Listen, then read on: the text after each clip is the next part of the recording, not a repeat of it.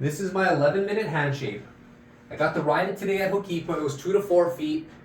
I got some epic rides on this thing. The board's a 7 out of 10. That's pretty good. Most people will be satisfied with that. But what can I do to make it a 10 out of 10? It usually takes me 3 waves to know everything about a board. But in this case, I didn't do any measuring on it, so I have no idea what the measurements are. So what I felt in the water, I got to compare it to the measurements and bounce those two things off of each other to confirm what I need to change. The big problem with this board was if I needed to force a turn really tight, I wasn't able to overpower the board. There's a little bit too much resistance in the back here. Typically that comes from having too much area back there for your weight. I'm 162 pounds. It felt like a lot of board back there for me. Another thing it could be is rocker. If the rocker's too low, there's a lot of resistance and that acts like a wider board. Those two things together could be the problem. Could be the outline, could be the rocker, or the combination of both. Oh, and it could be the concave too, but let's address that later. So first things first, let's measure the rocker. 4 3/4, 1 1/2, 5/16. Those numbers are perfect. No problem there. Where is my mark? Gotta find my mark here.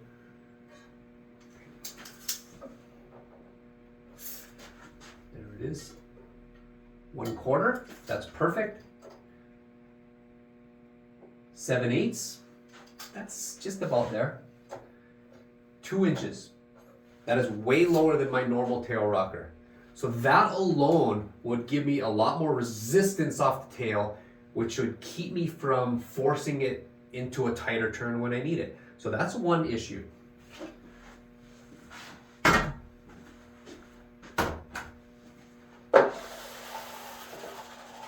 Concave and double concaves are fine, no problem there. Let's check the width.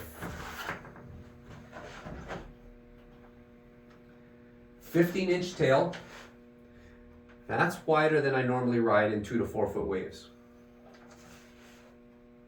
So that's a lot of resistance. That can keep me from forcing it to return when I need to, especially on a bigger wave. On a really small wave, that's fine. I think I can overpower it, but on a head higher over, no. 18.5, that's fine.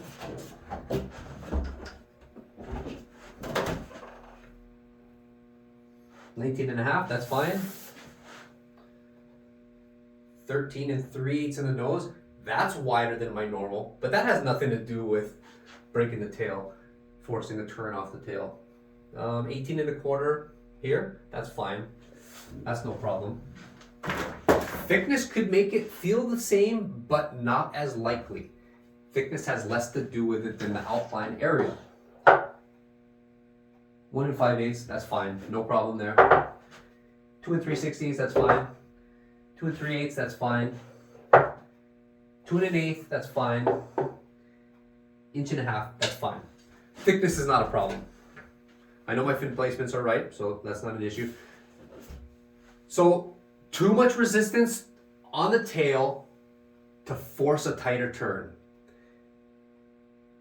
The rocker's lower than my normal, the tail's wider than my normal. Those two things can both make the same problem. So what can I do to fix this? I can dump another 1/4 inch or so of tail rocker in it, which will allow me to break the turn tighter. Or I could just pull in the tail a little bit more and create more curve in the outline, which acts like more rocker and it'll turn tighter. Or I could do a little bit of both. Typically, I only like to change one thing at a time because then that's the only way to really prove that that one detail was the problem and your solution. So I think what I'm gonna do is I'm just gonna dump the tail rocker a little bit more. I'm gonna leave the outline alone. I'm just gonna dump the tail, see if that solves the problem. Because when I got on an open face, this was fine. It was no problem at all. It felt great. I had some magic turns today. It's just at that lower speed or that tighter turn at the end of a turn, say like in a cutback on a really tight wave where you're close to the whitewash already. I wasn't able to flick it back up into the whitewash. So I got stuck into a turn. Or if I needed to come off the bottom a little bit quicker because the wave was breaking on me, I needed to be able to flick it up, and it just I wasn't able to do that. I had too much resistance back there. I'm 162 pounds. This is just a little bit too much resistance, too much area back here for me. If I was 175 pounds, this would be perfect. But now that I know the numbers, I'm comparing it to what I felt. And after doing this thousands and thousands of times, I'm 100% confident that these changes will turn this board from a 7 out of 10 to a 10 out of 10 magic board. Oh, and this width up here, I didn't need it.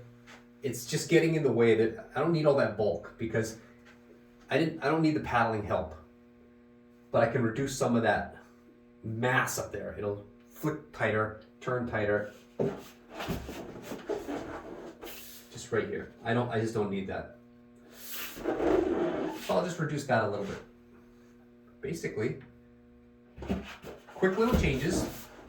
I gave this board to the guys at the factory to critique, and they said it looked pretty good.